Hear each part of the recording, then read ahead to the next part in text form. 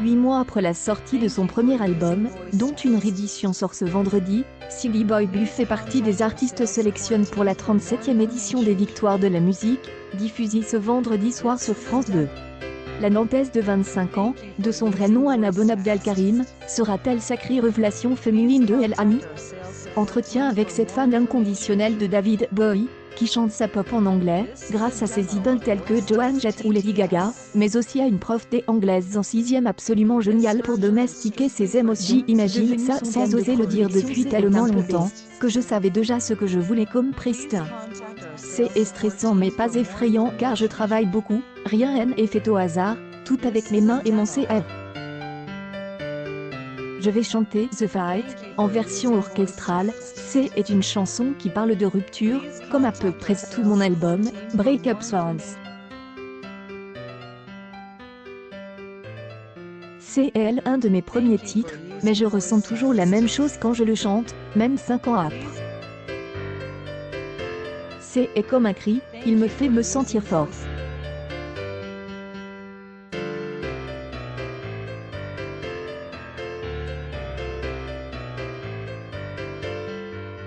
Je vais en avoir besoin tant je serai minuscule sur ce grand plateau de télévision. Dans une rupture, il y a de la tristesse, de la colère, de la mélancolie, mais aussi du renouveau, du changement, du courage, plein de choses belles. Mon album, c'est comme une grande couverture avec plein de petits. Je ne savais pas si j'y allais réussir à aimer, car je l'ai écrit sur la base de souvenirs trop compliqués.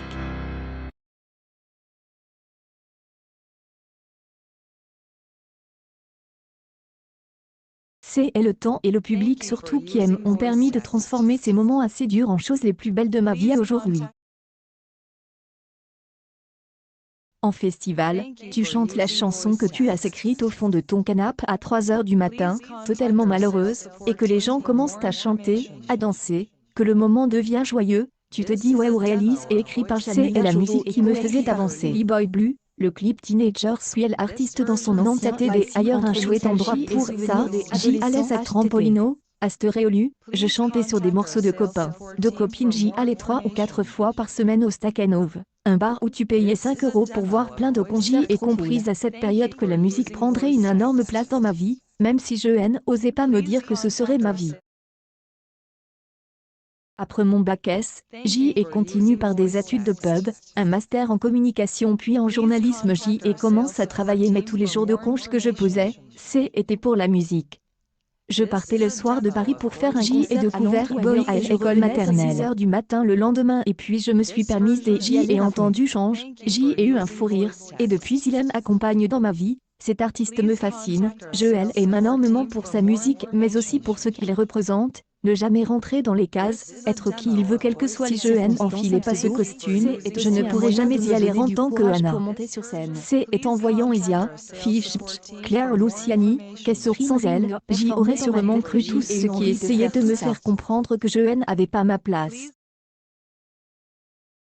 Quand on passe derrière toi pour vérifier si tout est bien branche, quand on te demande pourquoi tu ne chantes qu'en anglais, si tu ne voudrais pas être plus féminine tu l'intègres, c'est compliqué de le déconstruire, même encore aujourd'hui. Donc si vendredi soir, des meufs à qui on a dit qu'elles étaient trop ceci ou pas assez cela pour chanter me regardent, j'espère leur donner envie de se dire bah moi aussi je veux.